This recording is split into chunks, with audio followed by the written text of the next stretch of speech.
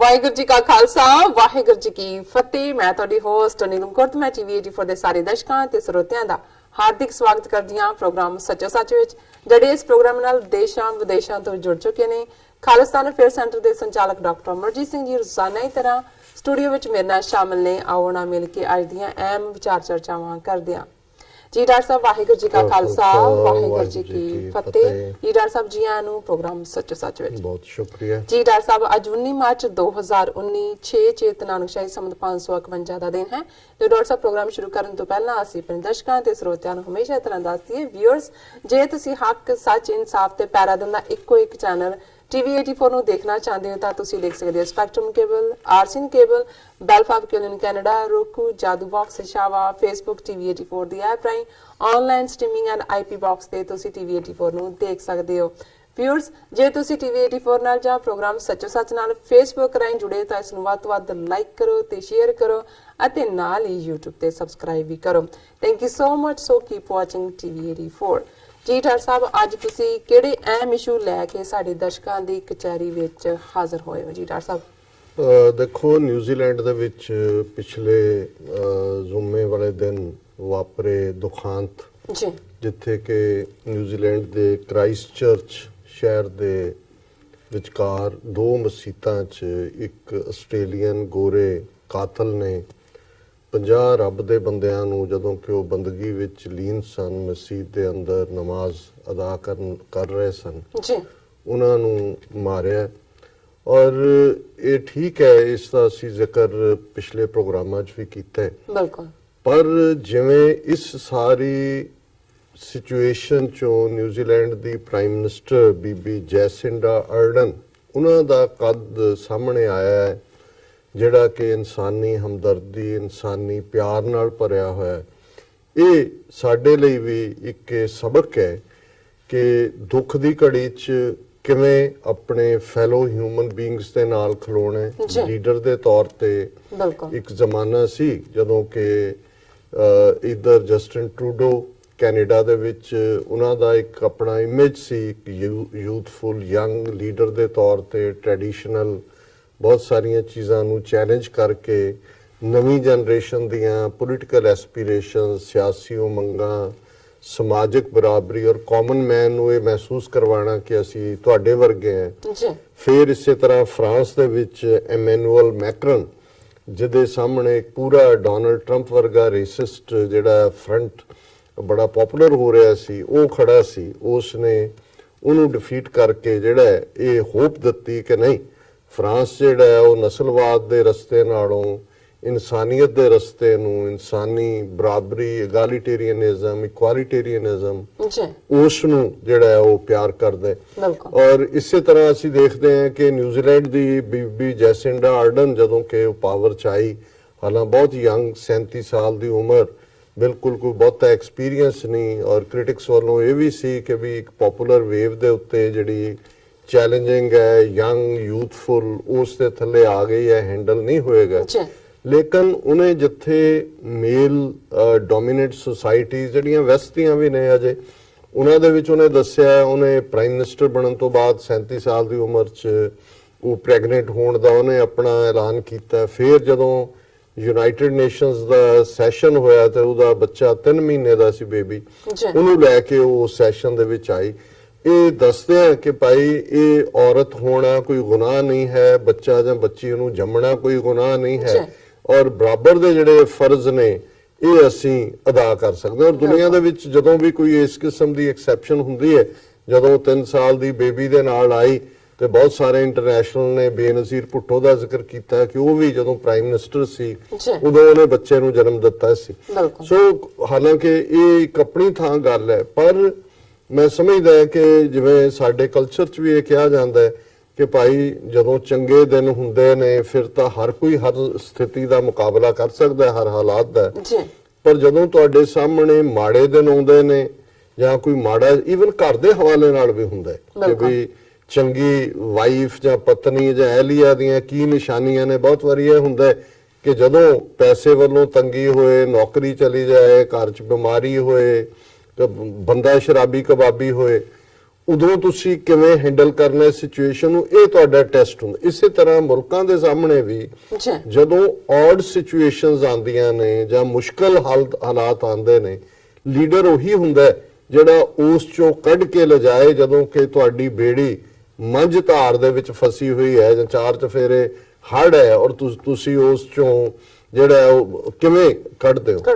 ਤੇ ਮੈਂ ਸਮਝਦਾ ਵੀ ਪਿਛਲੇ ਦਿਨਾਂ 'ਚ ਹੁਣ ਜਿਹੜੇ ਈਵਨ ਕ੍ਰਿਟਿਕਸ ਵੀ ਸੀ ਬੀਬੀ ਦੇ, ਜਿਨ੍ਹਾਂ ਨੇ ਜਦੋਂ ਉਹਨਾਂ ਨੇ ਇੱਕ ਦੋ ਸਕੀਮਾਂ ਪੇਸ਼ ਕੀਤੀਆਂ ਜਿਨ੍ਹਾਂ ਦੇ ਵਿੱਚ ਜਿਹੜੇ ਉਹਨਾਂ ਨੂੰ ਸੀ ਜੀ ਹੋਮਵਰਕ ਪ੍ਰੋਪਰ ਨਹੀਂ ਕੀਤਾ ਹੋਇਆ, ਪਰ ਇਹ ਇੱਕ ਇੰਨੀ ਵੱਡੀ ਟ੍ਰੈਜੇਡੀ ਇੱਕ ਛੋਟੇ ਜਿਹੇ ਮੁਲਕ ਦੇ ਵਿੱਚ ਔਰ ਉਹਨਾਂ ਹਾਲਾਤਾਂ 'ਚ ਜਦੋਂ ਕਿ ਆਲਰੇਡੀ ਨਫ਼ਰਤ ਚਾਰ ਚਫੇਰੇ ਹੈ, ਪਰ ਜਿਵੇਂ ਉਹਨਾਂ ਨੇ ਨਾ ਸਿਰਫ ਨਿਊਜ਼ੀਲੈਂਡਰਸ ਦਾ ਦਿਲ ਜਿੱਤਿਆ, ਕੁੱਲ ਦੁਨੀਆ ਦੇ ਭਲੇ ਲੋਕਾਂ ਦਾ ਵੀ, ਔਰ ਜ਼ਾਹਰ ਹੈ 1.5 ਬਿਲੀਅਨ ਦੇ ਕਰੀਬ ਮੁਸਲਮਾਨਾਂ ਦਾ ਵੀ। ਔਰ ਅੱਜ ਜਦੋਂ ਨਿਊਜ਼ੀਲੈਂਡ ਪਾਰਲੀਮੈਂਟ ਦਾ ਸੈਸ਼ਨ ਸ਼ੁਰੂ ਹੋਇਆ ਔਰ ਜਿੱਥੇ ਉਹਨਾਂ ਨੇ ਜਿਹੜੇ ਵਿਕਟਮਸ ਨੇ ਉਹ ਸਾਰੇ ਦੇ ਜਿਹੜੇ ਮਾਰੇ ਗਏ ਉਹਨਾਂ ਦੇ ਰਿਸ਼ਤੇਦਾਰ, ਉਹਨਾਂ ਨੂੰ ਵੀ ਸੱਦਾ ਦਿੱਤਾ ਹੋਇਆ ਸੀ। ਉਸ ਤੋਂ ਪਹਿਲਾਂ ਐਲਾਨ ਕੀਤਾ ਹੋਇਆ ਕਿ ਉਹਨਾਂ ਸਾਰਿਆਂ ਦਾ ਜਿਹੜਾ ਲਾਸਟ ਬਰੀਅਲ ਐਕਸਪੈਂਸਿਸ ਨੇ ਉਹ ਸਾਰੇ ਸਟੇਟ ਵੱਲੋਂ ਹੋਣਗੇ, ਉਹਨਾਂ ਦੇ ਰਿਸ਼ਤੇਦਾਰਾਂ ਦੀ ਫਾਈਨੈਂਸ਼ੀਅਲ ਹੈਲਪ ਵੀ ਹੋਏਗੀ, ਸਾਰਾ ਖਰਚਾ ਝੱਲਿਆ ਜਾਏਗਾ।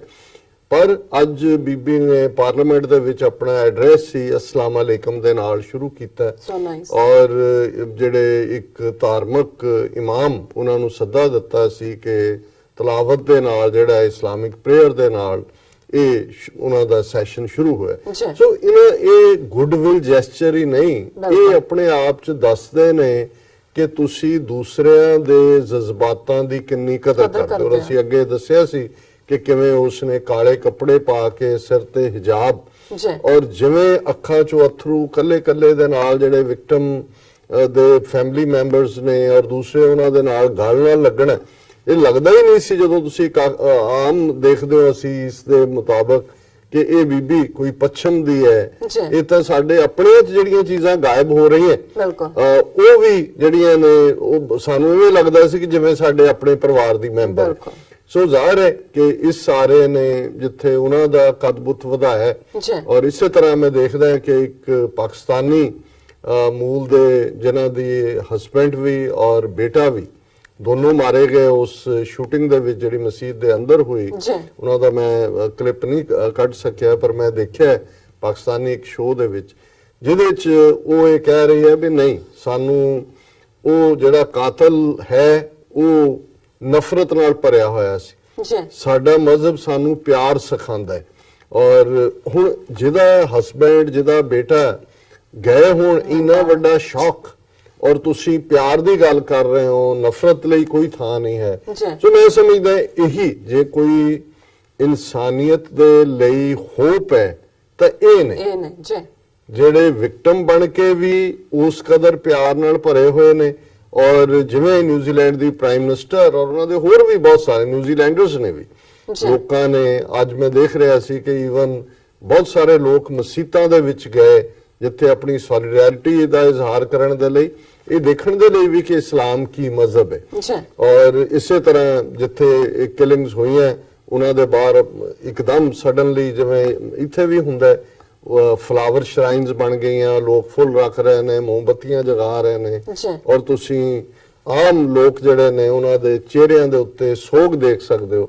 ਔਰ ਇਹ ਹੈ ਜਦੋਂ ਤੁਸੀਂ ਇੱਕ ਚੰਗੀ ਸੁਸਾਇਟੀ, ਸਮਾਜ ਜਾਂ ਸਿਵਲਾਈਜੇਸ਼ਨਸ ਇਸ ਨੂੰ ਹੀ ਕਹਿੰਦੇ ਨੇ। ਔਰ ਮੈਨੂੰ ਇੱਕਦਮ ਖਿਆਲ ਆਇਆ, ਮੈਂ ਕਿਹਾ ਵੀ ਇੱਥੇ ਵੀ ਜਦੋਂ 5-6 ਸਾਲ ਪਹਿਲਾਂ ਜਿਹੜਾ ਓਕ ਕ੍ਰੀਕ ਸਿਟੀ ਵਿਸਕੌਨਸਨ ਚ ਗੁਰਦੁਆਰਾ ਸਾਹਿਬ ਦੇ ਅੰਦਰ ਆ ਕੇ ਇੱਕ ਗੋਰੇ ਨੇ 6 ਸਿੱਖਾਂ ਨੂੰ ਜਿਹੜਾ ਮਾਰਿਆ ਔਰ ਫੌਰਨ ਬਾਅਦ ਜਿਹੜਾ ਅਮਰੀਕਾ ਦਾ ਰਿਐਕਸ਼ਨ ਸੀ, ਪ੍ਰੈਜ਼ੀਡੈਂਟ ਓਬਾਮਾ ਪ੍ਰੈਜ਼ੀਡੈਂਟ ਸਨ, ਅਮਰੀਕਾ ਦੇ ਝੰਡੇ ਇੱਕ ਹਫ਼ਤੇ ਲਈ ਝੁਕਾ ਦਿੱਤੇ ਗਏ। ਕੱਲੇ ਅਮਰੀਕਾ 'ਚ ਨਹੀਂ, ਈਵਨ ਉਹਨਾਂ ਦੇ ਜਿੰਨੇ ਨੇਵਲ ਆਰਮੀ ਬੇਸ ਸਾਰਿਆਂ ਦੇ ਉੱਤੇ ਉਹਨਾਂ ਦਾ ਅਟਾਰਨੀ ਜਨਰਲ ਫੌਰਨ ਉੱਥੇ ਪਹੁੰਚਿਆ। ਉਹਨਾਂ ਸਾਰਿਆਂ ਦਾ ਜਿਹੜਾ ਉਹਨਾਂ ਦੇ ਰਿਸ਼ਤੇਦਾਰ ਜਿੰਨੇ ਸੀ ਉਹਨਾਂ ਨੂੰ ਰਾਤੋਂ ਰਾਤ ਜਿਹੜਾ ਆਉਣ ਲਈ ਵੀਜ਼ੇ ਔਰ ਖਰਚਾ ਦਿੱਤਾ। ਔਰ ਫਸਟ ਲੇਡੀ ਮਿਸ਼ੇਲ ਓਬਾਮਾ ਜਿਹੜੇ ਨੇ ਉਹਨਾਂ ਨੇ ਜਾ ਕੇ ਜਿਹੜੇ ਮਾਰੇ ਗਏ ਸੀ ਉਹਨਾਂ ਦੇ ਪਰਿਵਾਰਾਂ ਨਾਲ ਹਮਦਰਦੀ ਦਾ ਇਜ਼ਹਾਰ ਕੀਤਾ।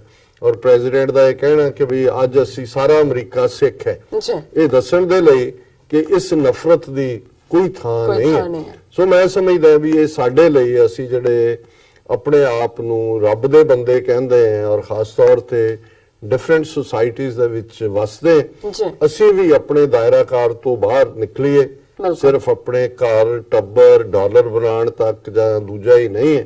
ਜਦੋਂ ਤੁਸੀਂ ਦੂਸਰਿਆਂ ਦੀ ਪੀੜ ਦੇ ਵਿੱਚ ਸ਼ਾਮਲ ਹੁੰਦੇ ਹੋ, ਜੀ। ਦੁੱਖ ਸੁੱਖ ਦੇ ਵਿੱਚ ਸ਼ਾਮਲ ਹੁੰਦੇ ਹੋ, ਤੇ ਇਹੀ ਫਿਰ ਇੱਕ ਆਦਰਸ਼ ਇਨਸਾਨੀ ਮੁਆਸ਼ਰਾ ਬਣੇਗਾ ਜਿੱਥੇ ਹਿਊਮੈਨਿਟੀ ਜੀ ਜਿਹੜੀ ਹੈ ਉਹ ਕੋਰ ਹੋਏਗਾ, ਉਸ ਦਾ ਬੇਸ ਜਿਹੜਾ ਉਹ ਇਨਸਾਨੀਅਤ ਹੋਏਗਾ, ਹੈਵਾਨੀਅਤ ਨਹੀਂ।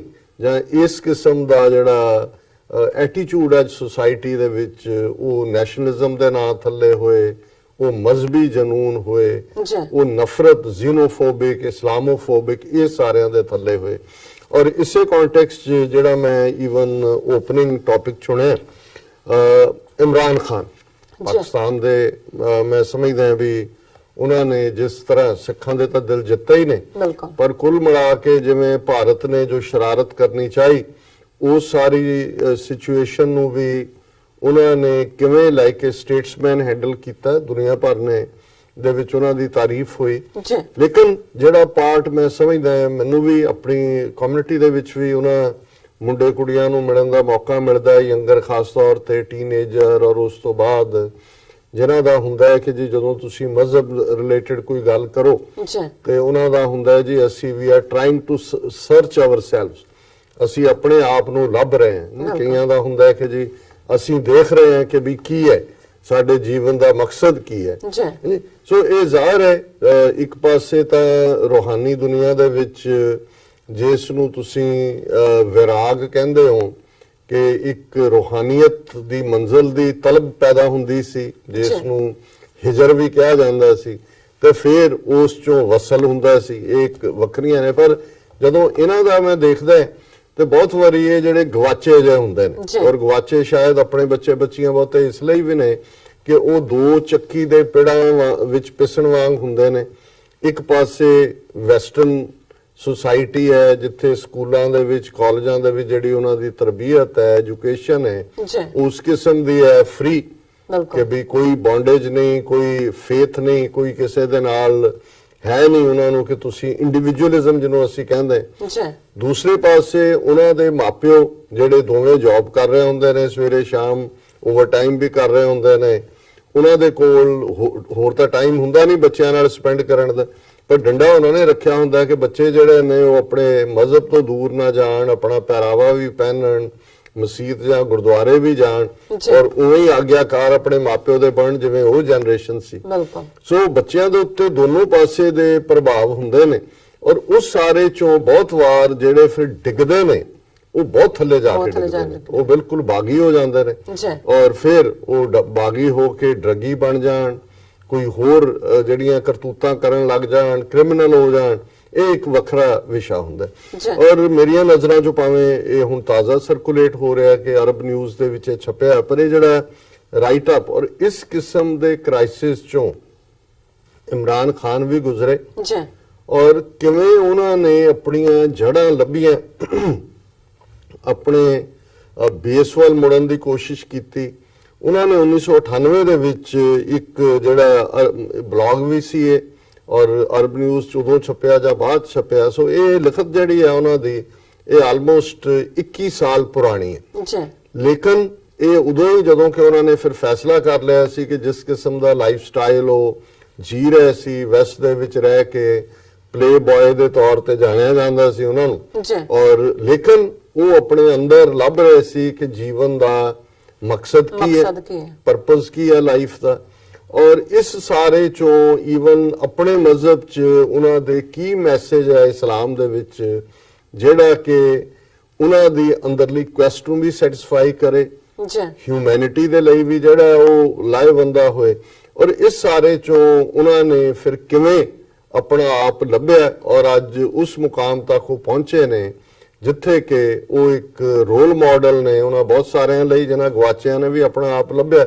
ਔਰ ਪੋਲੀਟੀਕਲੀ ਵੀ ਮੈਂ ਸਮਝਦਾ ਕਿ ਜਿਹੜੀ ਮੈਚੁਰਿਟੀ ਉਹਨਾਂ ਨੇ ਦਿਖਾਈ, ਬਹੁਤ ਸਾਰੇ ਜਿਹੜੇ ਕ੍ਰਿਟਿਕ ਸੀ ਜਿਹੜੇ ਸਮਝਦੇ ਸੀ ਵੀ ਇਹ ਬੈਟ ਬੱਲਾ ਖੇਡਦੇ, ਕ੍ਰਿਕਟ ਖੇਡਦੇ ਆ ਗਿਆ, ਇਹ ਸਿਆਸਤ 'ਚ ਕੀ ਕਰੇਗਾ, ਜਾਂ ਕਈ ਜਿਹੜੇ ਨੇ ਜਿਨ੍ਹਾਂ ਨੇ ਕ੍ਰਿਟਿਸਿਜ਼ਮ ਹੀ ਕਰਨਾ ਹੁੰਦਾ ਹੈ, ਉਹ ਉਸ ਸਾਰੇ ਚੋਂ ਹੀ ਦੇਖਦੇ ਨੇ ਕਿ ਭਾਈ ਇਹ ਕੀ ਕਰਦੇ ਰਹੇ ਨੇ। ਇਹ ਲੇਕਿਨ ਮੈਂ ਹਮੇਸ਼ਾ ਇਸ ਗੱਲ ਦੇ ਵਿੱਚ ਯਕੀਨ ਰੱਖਦਾ ਹਾਂ ਕਿ every saint has a past and every sinner has a future.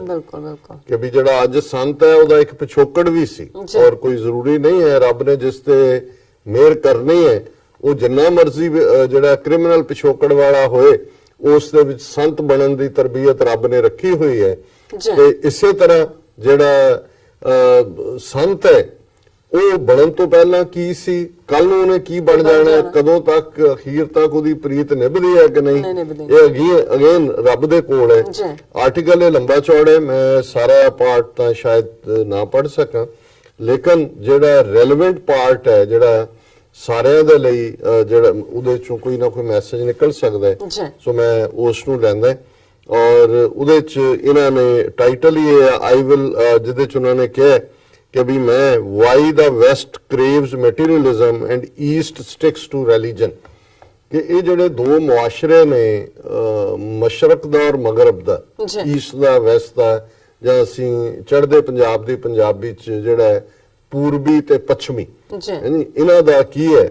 ਫਿਰ ਉਹਨਾਂ ਨੇ ਸਭ ਤੋਂ ਪਹਿਲਾਂ ਆਪਣੇ ਤੋਂ ਸ਼ੁਰੂ ਕੀਤੀ ਕਿ ਵੀ ਮੇਰੀ ਜਿਹੜੀ ਜਨਰੇਸ਼ਨ ਹੈ, my generation grew up at time when colonial hang up was at its peak. Our older generation had been slaves and had a huge inferiority complex of the British. The school I went to was similar to all elite schools in Pakistan. Despite becoming independent, they were and still are producing replicas of public school boys. Rather than Pakistanis, I read Shakespeare, which was fine, but no Allama Iqbal. ਹੁਣ ਇਹ ਉਹਨਾਂ ਨੇ ਉਸ generation ਦੀ ਗੱਲ ਕੀਤੀ ਹੈ ਜਿਹੜੀ ਜ਼ਾਹਰ ਹੈ ਸਾਡੇ ਪੇਰੈਂਟਸ ਦੀ ਜਨਰੇਸ਼ਨ, ਜਿਨ੍ਹਾਂ ਲਈ ਹਰ ਗੋਰਾ ਸਾਹਿਬ ਹੁੰਦਾ ਹੈ ਔਰ ਅਹਿਸਾਸੇ ਕਮਤਰੀ ਦੇ ਵਿੱਚ ਜੀ ਰਹੇ ਨੇ, ਅੰਗਰੇਜ਼ੀ ਬੋਲਣ ਵਾਲੇ ਦੇ ਸਾਹਮਣੇ ਹੀ ਚੁੱਪ ਕਰਕੇ ਬਹਿ ਜਾਂਦੇ ਸੀ। ਔਰ ਇਹ ਹੋਣਾ ਕਿ ਜੀ ਨਹੀਂ ਨਹੀਂ ਇਹ ਬਹੁਤ ਪੜ੍ਹਿਆ ਲਿਖਿਆ ਹੈ। ਔਰ ਸਾਡੇ ਵੀ ਜਿਹੜੇ ਇੱਕ ਵਿਚਾਰੇ ਤੱਪੜ ਵਿਸ਼ੇ ਨੇ ਉਹਨਾਂ ਸਕੂਲਾਂ ਚੋਂ, ਇੱਕ ਪਬਲਿਕ ਸਕੂਲਾਂ ਚੋਂ ਅੰਗਰੇਜ਼ੀ ਜਿਹੜੀ ਥੋੜਾ ਜਿਹਾ ਬੁੱਲ ਮੋੜ ਕੇ ਬੋਲੇ ਵਿੰਗੇ ਕਰਕੇ, ਉਹਦੇ ਤੋਂ ਹੀ ਡਰ ਲੱਗਦਾ ਕਿ ਵੀ ਇਹ, ਤੇ ਜੇ ਕਿਤੇ ਟਾਈ ਬੰਨੀ ਹੋਏ ਫਿਰ ਤਾਂ ਲੱਗਦਾ ਵੀ ਇਹ ਲੀਰ ਜਿਹੀ ਬੰਨੀ ਹੈ, ਖਤਰਨਾਕ ਬੰਦਾ ਹੈ, ਤੋਂ ਦੂਰ ਹੀ ਰਹੋ। ਜਿਵੇਂ ਡਾਕਟਰ ਰਣਜੀਤ ਸੁਣਾਉਂਦੇ ਹੁੰਦੇ ਨੇ ਕਿ ਵੀ ਬੱਸ ਡਰਾਈਵਰ ਕੰਡਕਟਰ ਸਵਾਰੀਆਂ ਸੀ ਤੇ ਇੱਕ ਜਿਹੜਾ ਕੋਈ ਆਫੀਸਰ ਟਰੈਵਲ ਕਰ ਰਿਹਾ ਸੀ, ਉਹਦੇ ਨਾਲ ਕੰਡਕਟਰ ਦਾ ਝਗੜਾ ਹੋ ਗਿਆ। ਉਹਨੇ ਕਿਹਾ ਵੀ ਬੱਸ ਲਿਜਾ ਕੇ ਥਾਣੇ ਖੜੀ ਕਰ, ਡਰਾਈਵਰ ਲਾਇਆ ਤੇ ਡਰਾਈਵਰ ਉਹਨੂੰ ਕੰਡਕਟਰ ਨੂੰ ਕਹਿ ਰਿਹਾ, ਕਹਿੰਦਾ ਤੁਹਾਨੂੰ ਮੈਂ ਪਹਿਲਾਂ ਤੋਂ ਹੀ ਕਹਿੰਦਾ ਸੀ ਕਿ ਆ ਜਿਹਨਾਂ ਨੇ ਲੀਰ ਜਿਹੀ ਗਲ 'ਚ ਬੰਨੀ ਹੁੰਦੀ ਹੈ ਨਾ, ਇਹ ਖਤਰਨਾਕ ਹੁੰਦੇ ਨੇ, ਇਹਨਾਂ ਦੇ ਨਾਲ ਨਾ ਝਗੜਾ ਕਰ ਲਿਆ ਨਾ, ਲੀਰ ਵਾਲੇ ਨੇ ਕੰਮ ਕਰਤਾ। ਸੋ ਜ਼ਾਹਿਰ ਹੈ ਕਿ ਇਹ ਇਸ ਕਿਸਮ ਦਾ ਇੰਪੈਕਟ, ਇਹ ਅਹਿਸਾਸੇ ਕਮਤਰੀ ਵਾਲਾ ਜਿਹੜਾ ਹੈ, ਉਹਨਾਂ ਨੇ ਗੱਲ ਕੀਤੀ ਵੀ ਇਸ ਕਿਸਮ ਦਾ ਸੀ ਵੀ ਈਵਨ ਐਜੂਕੇਸ਼ਨ ਜਿਹੜੀ ਹੈ, ਸ਼ੇਕਸਪੀਅਰ ਪੜ੍ਹਿਆ ਠੀਕ ਹੈ ਪਰ ਉਹਦੇ 'ਚ ਅਲਾਮਾ ਇਕਬਾਲ ਨਹੀਂ ਸੀ, ਜਾਂ ਜਿਹੜਾ ਪ੍ਰਾਈਡ ਹੈ ਉਹ ਵੈਸਟ ਦੇ ਦਾਨਿਸ਼ਵਰਾਂ 'ਚ ਹੈ ਨਾ ਕਿ ਈਸਟ ਦੇ। ਫਿਰ ਉਹਨਾਂ ਨੇ ਕਿਹਾ ਕਿ ਵੀ ਜਿਹੜੀਆਂ ਇਸਲਾਮਿਕ ਕਲਾਸਾਂ ਸੀ ਉਹਨਾਂ ਲਈ ਤਾਂ ਕੋਈ ਵੀ ਸੀਰੀਅਸ ਨਹੀਂ ਸੀ। ਔਰ ਮੈਂ ਵੀ ਜਦੋਂ ਆਪਣਾ ਸਕੂਲ ਛੱਡਿਆ ਮੈਂ ਵੀ ਇੱਕ ਅਲੀਤ ਬਣ ਗਿਆ, ਮੈਂ ਪੱਛਮੀ ਜਿਹੜਾ ਕੱਪੜੇ ਪਾਉਂਦਾ ਸੀ, ਔਰ ਕਦੀ ਕਦਾਈ ਸਕੂਲਾਂ 'ਚ ਫੰਕਸ਼ਨ ਹੋਇਆ ਪਾਕਿਸਤਾਨ ਜ਼ਿੰਦਾਬਾਦ ਕਰ ਦਿੱਤਾ, ਪਰ ਮੈਨੂੰ ਇਹ ਸੀ ਕਿ ਸਾਡਾ ਜਿਹੜਾ ਕਲਚਰ ਹੈ ਉਹ ਬੈਕਵਰਡ ਹੈ ਔਰ ਇਸਲਾਮ ਜਿਹੜਾ ਹੈ ਆਊਟਡੇਟਡ ਹੈ, ਇਹਦੀ ਅੱਜ ਦੀ ਜਿਹੜਾ ਕੋਈ ਇਹਦੀ ਵੈਲਿਊ ਨਹੀਂ ਹੈ। ਔਰ ਵੈਸਟਰਨ ਮੂਵੀਜ਼ ਦਾ ਪ੍ਰਭਾਵ, ਪੌਪ ਸਟਾਰਸ ਉਹਦੇ ਚੋਂ ਨਿਕਲਣੇ। ਫਿਰ ਉਹ ਕਹਿੰਦੇ ਨੇ ਮੈਂ ਆਕਸਫੋਰਡ ਚਲਾ ਗਿਆ, ਫਿਰ ਇਹੀ ਹੈਂਗ ਅਪ ਸਕੂਲ ਡੇਜ਼ ਦਾ ਮੇਰੇ ਨਾਲ ਰਿਹਾ। ਯੂਨੀਵਰਸਿਟੀਜ਼ ਦੇ ਵਿੱਚ ਤਾਂ ਸਗੋਂ ਹੋਰ ਵੀ ਹੋਇਆ, ਉੱਥੇ ਇਕੱਲਾ ਇਸਲਾਮ ਨਹੀਂ, ਸਾਰੇ ਹੀ ਮਜ਼ਹਬਾਂ ਨੂੰ ਜਿਹੜਾ ਉਹਨਾਂ ਨੇ ਲਤਾਰਿਆ ਹੋਇਆ ਸੀ, ਉਹਨਾਂ ਲਈ ਸੀ ਕਿ ਵੀ ਇਹ ਅਨਾਰਕਿਸਟ ਨੇ ਸਾਰੇ, ਤੇ ਸਾਇੰਸ ਦੀ ਗੱਲ, ਔਰ ਸਾਇੰਸ ਨੇ ਰਿਲੀਜਨ ਨੂੰ ਰਿਪਲੇਸ ਕੀਤਾ। ਔਰ ਫਿਰ ਉਹਨਾਂ ਨੇ ਕਿਹਾ ਜੀ ਵੀ ਇਹ ਸੀ ਕਿ ਵੀ ਜਿਹੜੀ ਗੱਲ ਸਾਨੂੰ ਆ ਗਈ ਲੌਜਿਕ ਨਾਲ, ਕਿ ਜਿਹੜੀ ਗੱਲ ਲੌਜਿਕ ਨਾਲ ਪ੍ਰੂਵ ਨਹੀਂ ਹੋ ਸਕਦੀ, ਉਹ ਜਿਹੜੀ ਆ ਉਹ ਸੱਚ ਹੋ ਹੀ ਨਹੀਂ ਸਕਦੀ। ਔਰ ਇਹ ਜਿਹੜਾ ਹਰ ਚੀਜ਼ ਨੂੰ ਜਿਹੜਾ ਉਹ ਉਹਨਾਂ ਨੇ ਜਿਹੜਾ ਇਸ ਕਿਸਮ ਦਾ ਬ੍ਰਾਂਡ ਕੀਤਾ, ਕੋਈ ਵੀ ਜਿਹੜੀ ਸੁਪਰਨੈਚੁਰਲ ਚੀਜ਼ ਹੈ ਉਸ ਨੂੰ ਜਿਹੜਾ ਉਸ ਦਾ ਕੋਈ ਬੇਸ ਨਾ ਮੰਨਿਆ। ਫਿਰ ਉਹਨੇ ਡਾਰਵਿਨ ਦੀ ਗੱਲ ਕੀਤੀ ਕਿ ਉਹਦੀ ਹਾਫ ਬੇਕ ਥਿਊਰੀ, ਜਿਹਨੇ ਕ੍ਰੀਏਸ਼ਨ ਬੰਦੇ ਦੀ ਔਰ ਉਹਨੂੰ ਡਿਫਰੈਂਟ ਦਿੱਤਾ, ਇਸ ਤਰ੍ਹਾਂ ਮਜ਼ਹਬ ਹੀ ਇਰੈਲੇਵੈਂਟ ਹੋ ਗਿਆ। ਫਿਰ ਉਹਨਾਂ ਨੇ ਕਿਹਾ ਵੀ ਇਸ ਦਾ ਇੱਕ ਪਾਰਟ ਇਹ ਵੀ ਸੀ ਕਿ ਕਿਉਂਕਿ ਯੂਰਪੀਅਨ ਹਿਸਟਰੀ ਦਾ ਮਜ਼ਹਬ ਦੇ ਨਾਲ ਬਹੁਤ ਖਤਰਨਾਕ ਇੰਟਰੈਕਸ਼ਨ ਸੀ, ਔਰ ਕ੍ਰਿਸਚੀਅਨ ਕਲਰਜੀ ਨੇ ਜਿਵੇਂ ਰੱਬ ਦੇ ਨਾਂ ਦੇ ਉੱਤੇ ਖਾਸ ਤੌਰ ਤੇ ਇਨਕੁਇਜ਼ੀਸ਼ਨ ਦੇ ਦੌਰਾਨ ਜ਼ੁਲਮ ਕੀਤੇ ਸੀ। ਇਹ 1492 ਚ ਹੋਈ, ਜਦੋਂ ਕਿ ਸਪੇਨ ਜਿਹੜਾ 600 ਸਾਲ ਤੋਂ ਜ਼ਿਆਦਾ ਮੁਸਲਮਾਨਾਂ ਦੇ ਰੂਲ ਦੇ ਥੱਲੇ ਸੀ, ਉਹ ਸਾਰੇ ਜਿਹੜੇ ਨੇ ਬੜੇ ਜ਼ਾਲਮਾਨਾ ਢੰਗ ਦੇ ਨਾਲ ਮਾਰੇ ਕੱਢੇ, ਯਹੂਦੀਆਂ ਦੇ ਉੱਤੇ ਵੀ ਬੜੇ ਜ਼ੁਲਮ ਹੋਏ। ਸੋ ਜਿਹੜੀ ਇਨਕੁਇਜ਼ੀਸ਼ਨ ਦੀ ਹਿਸਟਰੀ ਹੈ, ਇਸ ਨੇ ਵੈਸਟਰਨ ਮਾਈਂਡਸੈਟ ਨੂੰ ਵੀ ਬਦਲਿਆ। ਔਰ ਇਸ ਸਾਰੇ ਦੌਰ ਉਹਨਾਂ ਨੇ ਕਿਹਾ ਵੀ ਅੱਜ ਵੀ ਉਹ ਆਪਰੇਟਰਸ, ਜਦੋਂ ਤੁਸੀਂ ਉਹਨਾਂ ਦੇ ਜਾਓ ਸਪੇਨ ਦੇ ਵਿੱਚ, ਤੇ ਉਸ ਨੂੰ ਤੁਸੀਂ ਦੇਖ ਸਕਦੇ ਹੋ ਕਿ ਵੀ ਕਿਵੇਂ ਜਿਹੜਾ ਕੋਰਡੋਬਾ ਦਾ ਉਹਨਾਂ ਨੇ ਜ਼ਿਕਰ ਕੀਤਾ ਸਪੇਨ 'ਚ, ਉਹ ਟਾਰਚਰ ਆਪਰੇਟਰਸ ਤੁਸੀਂ ਦੇਖਦੇ ਹੋ ਉਹ ਸਪੈਨਿਸ਼ ਇਨਕੁਇਜ਼ੀਸ਼ਨ ਦੇ ਦੌਰਾਨ। ਫਿਰ ਉਹਨਾਂ ਨੇ ਕਿਹਾ ਵੀ ਕਿਉਂਕਿ ਇਸੇ ਦੌਰ 'ਚ ਸਾਇੰਟਿਸਟ ਦੀ ਵੀ ਉਹਨਾਂ ਨੂੰ ਹੈਰੇਟਿਕਸ ਕਹਿ ਕੇ ਕਲਰਜੀ ਨੇ ਉਹਨਾਂ ਦੀ ਪਰਸੀਕਿਊਸ਼ਨ ਕੀਤੀ। ਔਰ ਇਹ ਵੀ ਇੱਕ ਕਾਰਨ ਸੀ ਕਿ ਯੂਰਪੀਅਨਸ ਦਾ ਮਜ਼ਹਬ ਦੇ ਬਾਰੇ ਇੱਕ ਰਿਗਰੈਸਿਵ ਨਾ ਪੱਖੀ ਜਿਹੜਾ ਰਵੱਈਆ ਸਾਹਮਣੇ ਆਇਆ। ਔਰ ਜਿਹੜੇ ਮੇਰੇ ਵਰਗੇ ਲੋਕ, ਇਮਰਾਨ ਖਾਨ ਕਹਿੰਦੇ ਨੇ ਮਜ਼ਹਬ ਤੋਂ ਦੂਰ ਹੋਏ, ਉਹਦੇ 'ਚ ਇਹ ਸੀ ਵੀ ਮੈਂ ਵੀ ਇਹ ਦੇਖਿਆ ਕਿ ਜਿਹੜੇ ਲੋਕ ਮਜ਼ਹਬ ਦੀਆਂ ਗੱਲਾਂ ਕਰਦੇ ਨੇ, ਉਹਨਾਂ ਦੀ ਜਿਹੜੀ ਪ੍ਰੈਕਟੀਕਲ ਲਾਈਫ ਹੈ ਜਾਂ ਜਿਹੜੀ ਉਹਨਾਂ ਦਾ ਅਮਲੀ ਜ਼ਿੰਦਗੀ ਹੈ, ਉਹ ਬਿਲਕੁਲ ਡਿਫਰੈਂਟ ਹੈ। ਔਰ ਉਹਨਾਂ ਨੇ ਕਿਹਾ ਵੀ ਇਹ ਹਿਊਜ ਡਿਫਰੈਂਸ ਸੀ between practised and what they preach. ਔਰ ਇਸੇ ਤਰ੍ਹਾਂ ਉਹਨਾਂ ਨੇ ਕਿਹਾ ਵੀ ਮਜ਼ਹਬ ਦੇ ਪਿੱਛੇ ਫਿਲਾਸਫੀ ਐਕਸਪਲੇਨ ਕਰਨ ਦੀ ਥਾਂ ਤੇ ਬਹੁਤ ਸਾਰਾ ਜ਼ੋਰ ਰਿਚੁਅਲਸ ਦੇ ਉੱਤੇ ਸੀ। ਇਹ ਮੈਂ ਇਸ ਲਈ ਇਹਨੂੰ ਡਿਸਕਸ ਕਰ ਰਿਹਾ ਕਿ ਸਾਡੇ ਮਜ਼ਹਬ ਦਾ ਵੀ ਇਹ ਹਾਲ ਹੈ, ਅਸੀਂ ਵੀ ਗੁਰਦੁਆਰਿਆਂ 'ਚ ਜਾਂ ਹੋਰ ਬਹੁਤ ਸਾਰਾ ਰਿਚੁਅਲਸ ਦੇ ਉੱਤੇ ਸਾਡਾ ਜ਼ਿਆਦਾ ਜ਼ੋਰ ਹੈ। ਇਹੀ ਕਾਰਨ ਹੈ ਕਿ ਜਿਹੜੀ ਯੰਗਰ ਜਨਰੇਸ਼ਨ ਹੈ, ਉਹਦੇ ਲਈ ਕੋਈ ਅਟਰੈਕਸ਼ਨ ਨਹੀਂ ਹੈ। ਉਹਨਾਂ ਦਾ ਜਿਹੜਾ ਫੂਡ ਫਾਰ ਥਾਟ ਜਾਂ ਉਹਨਾਂ ਨੂੰ ਰੂਹਾਨੀ ਸਕੂਨ ਮਿਲਣਾ ਚਾਹੀਦਾ, ਉਹ ਮਾਹੌਲ ਅਸੀਂ ਨਹੀਂ ਸਿਰਜ ਰਹੇ, ਕਿਉਂਕਿ ਸਾਨੂੰ ਰਿਚੁਅਲਸ ਤੋਂ ਹੀ ਸੈਟੀਸਫੈਕਸ਼ਨ ਮਿਲ ਜਾਂਦੀ, ਪਰ ਉਹ ਸਾਡੇ ਦਰਵਾਜ਼ੇ ਅੱਗੋਂ ਖੋਲਦੇ ਨਹੀਂ। ਔਰ ਯੰਗਰ ਜਨਰੇਸ਼ਨ ਦੇ ਲਈ ਇਹ ਇੱਕ ਵੱਡਾ ਚੈਲੰਜ ਬਣਿਆ ਹੋਇਆ। ਫਿਰ ਉਹਨਾਂ ਨੇ ਕਿਹਾ ਵੀ ਇਹ ਜਿਹੜੀ ਫਿਲਾਸਫੀ ਐਕਸਪਲੇਨ ਕਰਨ ਦੀ ਥਾਂ ritual, I feel that humans are different to animals, whereas the latter can be drilled. Humans need to be intellectually convinced. That is why the Quran constantly appeals to reason. The worst, of course, was the exploitation of Islam for political gains by various individuals or groups. Hence, it was a miracle I didn't become an atheist. ਉਹਨਾਂ ਨੇ ਕਿਹਾ ਵੀ ultimately ਗੱਲ ਇਹ ਹੈ ਵੀ ਬੰਦੇ ਔਰ ਪਸ਼ੂ ਦੇ ਵਿੱਚ ਇਹੀ ਫਰਕ ਹੈ ਕਿ ਉਹਨੂੰ ਤੁਸੀਂ ਡੰਡੇ ਦੇ ਨਾਲ ਹਿੱਕ ਕੇ ਲਿਜਾ ਸਕਦੇ ਹੋ, ਬੰਦਾ ਲੌਜਿਕ ਦੇ ਨਾਲ ਹੈ। ਉਹਨਾਂ ਨੇ ਕਿਹਾ ਕੁਰਾਨ 'ਚ ਵੀ ਇਹੀ ਜ਼ਿਕਰ ਹੈ। ਔਰ ਉਹਨਾਂ ਨੇ ਕਿਹਾ ਵੀ ਇਹ ਵੀ ਕੋਈ ਰੱਬ ਦੀ ਰਹਿਮਤ ਹੈ ਕਿ ਉਸ ਮਾਹੌਲ 'ਚ ਮੈਂ ਨਾਸਤਕ ਨਹੀਂ ਬਣਿਆ, ਮੈਂ ਭਾਵੇਂ ਰਿਹਾ। ਫਿਰ ਉਹਨਾਂ ਨੇ ਕਿਹਾ ਕਿ ਵੀ ਮੈਂ ਕਿਉਂ ਮਜ਼ਹਬ ਦੀ ਜ਼ਾਤ 'ਚ ਰਿਹਾ। ਉਹਨਾਂ ਨੇ ਆਪਣੀ ਮਾਂ ਦਾ ਜ਼ਿਕਰ ਕੀਤਾ ਕਿ ਮੇਰੀ ਮਾਂ ਦਾ ਇਨਫਲੂਐਂਸ, ਜਿਹਨੂੰ ਮੈਂ ਬਹੁਤ ਪਿਆਰ ਕਰਦਾ ਸੀ, ਔਰ ਮੈਂ ਉਸ ਦੇ ਪਿਆਰ ਦੇ ਵਿੱਚ ਹੀ ਮੁਸਲਮਾਨ ਟਿਕਿਆ ਰਿਹਾ। ਹਾਲਾਂਕਿ ਮੇਰਾ ਇਸਲਾਮ ਜਿਹੜਾ ਸਿਲੈਕਟਿਵ ਸੀ, ਕੁਝ ਹਿੱਸੇ ਨੂੰ ਜਿਹੜਾ ਮੈਨੂੰ ਸੂਟ ਕਰਦਾ ਸੀ ਮੈਂ ਕਰਦਾ ਸੀ। ਪ੍ਰੇਅਰ ਕਦੀ ਈਦ ਦੇ ਦਿਨਾਂ 'ਚ ਹੀ ਸੀ ਜਾਂ ਕਦੀ ਕਦਾਈ ਮੇਰੇ ਪਿਤਾ ਜੀ ਜਿਹੜੇ ਬਹੁਤ ਜ਼ਿੱਦ ਕਰਨ ਤੇ ਮੈਂ ਉਹਦੇ ਨਾਲ ਚਲਾ ਜਾਂਦਾ ਸੀ। ਔਰ ਵੈਦਰ ਰੱਬ ਹੈ ਕਿ ਨਹੀਂ, ਮੈਨੂੰ ਇਸ ਦੇ ਉੱਤੇ ਕੋਈ ਯਕੀਨ ਨਹੀਂ ਸੀ, ਔਰ ਨਾ ਹੀ ਮੈਨੂੰ ਸੀ ਕਿ ਉਹ ਮੇਰੀ ਜ਼ਿੰਦਗੀ 'ਚ ਕੋਈ ਇੰਟਰਫੀਅਰ ਕਰਦਾ ਹੈ। ਆਲ ਇਨ ਆਲ ਆਈ ਵਾਸ ਸਮੂਥਲੀ ਮੂਵਿੰਗ ਟੂ ਬਿਕਮ ਇਹ ਪੱਕਾ ਬਰਾਊਨ ਸਾਹਿਬ, ਕਿ ਉਹ ਜਿਹੜੇ ਬਰਾਊਨ ਸਾਹਿਬ ਨੇ ਅੱਧੇ ਗੋਰੇ, ਉਹ ਸਾਰੀ ਤਰਬੀਅਤ ਵਾਲੇ, ਮੈਂ ਉਸ ਕਿਸਮ ਦਾ ਪੱਕਾ ਜਿਹੜਾ ਬਰਾਊਨ ਸਾਹਿਬ ਬਣਨ ਜਾ ਰਿਹਾ ਸੀ। ਫਿਰ ਉਹਨਾਂ ਨੇ ਕਿਹਾ ਵੀ ਫਿਰ ਮੇਰੇ ਕੋਲ ਸਾਰੇ ਰਾਈਟ ਕ੍ਰੈਡੈਂਸ਼ੀਅਲ ਸੀ। ਮੈਂ ਸਕੂਲ, ਯੂਨੀਵਰਸਿਟੀ ਔਰ ਸਭ ਤੋਂ ਉੱਪਰ ਅੰਗਰੇਜ਼ੀ ਐਰਿਸਟੋਕ੍ਰੇਸੀ ਦੇ ਵਿੱਚ ਵੀ ਮੇਰੀ ਜਿਹੜੀ ਹੈ ਐਕਸੈਪਟੈਂਸ ਸੀ। ਕ੍ਰਿਕਟ ਜਿਹੜਾ ਉਹ ਇੱਕ ਵੱਡਾ, ਕਿਉਂਕਿ ਮੈਂ ਵਰਲਡ ਪਲੇਅਰ ਸੀ। ਪਰ ਉਹਨਾਂ ਨੇ ਕਿਹਾ ਵੀ ਮੈਂ ਕਿਵੇਂ ਫਿਰ ਜਿਹੜਾ ਹੈ ਬਰਾਊਨ ਸਾਹਿਬ ਕਲਚਰ ਦੀ ਥਾਂ ਤੇ ਦੇਸੀ ਬਣਿਆ ਆਪਣੇ, ਕਿਉਂ ਮੈਂ ਤਾਂ well it didn't just happen overnight ਕਿ ਵੀ ਇਹ ਰਾਤੋਂ ਰਾਤ ਨਹੀਂ ਵਾਪਰਿਆ। ਫਿਰ ਉਹਨਾਂ ਨੇ ਆਪਣਾ ਐਕਸਪਲੇਨ ਕੀਤਾ ਹੈ ਕਿ ਮੇਰੀ ਪਹਿਲੀ ਜਨਰੇਸ਼ਨ ਜਿਹੜੀ ਸੀ ਉਹਨਾਂ ਦੇ ਵਿੱਚ ਇਨਫੀਰੀਅਰਿਟੀ ਕੰਪਲੈਕਸ ਸੀ, ਜਿਹੜਾ ਮੇਰੇ 'ਚ ਨਹੀਂ ਸੀ, ਕਿਉਂਕਿ ਮੈਂ ਦੋਨਾਂ ਕਲਚਰਸ ਨੂੰ ਦੇਖ ਲਿਆ। ਫਿਰ ਮੈਂ ਉਹਨਾਂ ਦੇ ਜਿਹੜੀ ਵੈਸਟਰਨ ਸੁਸਾਇਟੀ ਆ, ਉਹਨਾਂ ਦੀਆਂ ਡਿਸਐਡਵਾਂਟੇਜਸ ਕੀ ਨੇ, ਉਹ ਵੀ ਦੇਖਣੀਆਂ ਸ਼ੁਰੂ ਕੀਤੀਆਂ ਕਿ ਭਾਵੇਂ ਉਹਨਾਂ ਦੀਆਂ ਇੰਸਟੀਟਿਊਸ਼ਨਸ ਬੜੀਆਂ ਸਟਰੋਂਗ ਸੀ, ਪਰ ਔਰ ਉਹ ਸਾਡੇ ਦੇਸ਼ 'ਚੋਂ ਟੁੱਟ ਰਹੀਆਂ ਸੀ, ਪਰ ਜਿੱਥੇ ਅਸੀਂ ਸੁਪੀਰੀਅਰ ਸੀ ਇਹਨਾਂ ਨਾਲੋਂ, ਵੈਸਟ ਨਾਲੋਂ, ਉਹ ਸੀ ਸਾਡਾ ਫੈਮਿਲੀ ਲਾਈਫ, ਕਿ ਕਿਵੇਂ ਅਸੀਂ ਪਰਿਵਾਰਾਂ ਦੇ ਵਿੱਚ ਬੱਝੇ ਹੋਏ ਹਾਂ।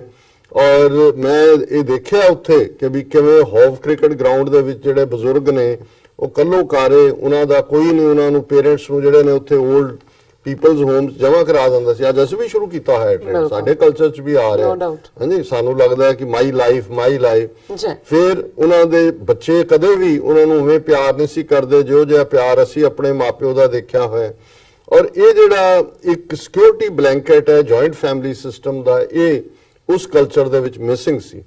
ਫਿਰ ਕਹਿੰਦੇ ਮੈਂ ਇਹ ਵੀ ਰਿਅਲਾਈਜ਼ ਕਰਨਾ ਸ਼ੁਰੂ ਕੀਤਾ ਹੈ ਕਿ ਵੀ ਇਹ ਜਿਹੜਾ ਵੈਸਟ ਹੈ ਐਕਚੁਅਲੀ ਕਲਰਜੀ ਜਾਂ ਇਹ ਜਿਹੜਾ ਮਜ਼ਹਬੀ ਲੋਕ ਨੇ ਜਿਹੜੇ ਹੈਡ ਕਰਦੇ ਨੇ, ਉਹਨਾਂ ਤੋਂ ਛੁਟਕਾਰਾ ਪਾਉਂਦੇ ਆ ਉਹਨਾਂ ਨੇ ਆਪਣੀ ਜ਼ਿੰਦਗੀ ਚੋਂ ਰੱਬ ਔਰ ਮਜ਼ਹਬ ਦੋਨਾਂ ਨੂੰ ਹੀ ਬਾਹਰ ਕੱਢ ਲਿਆ।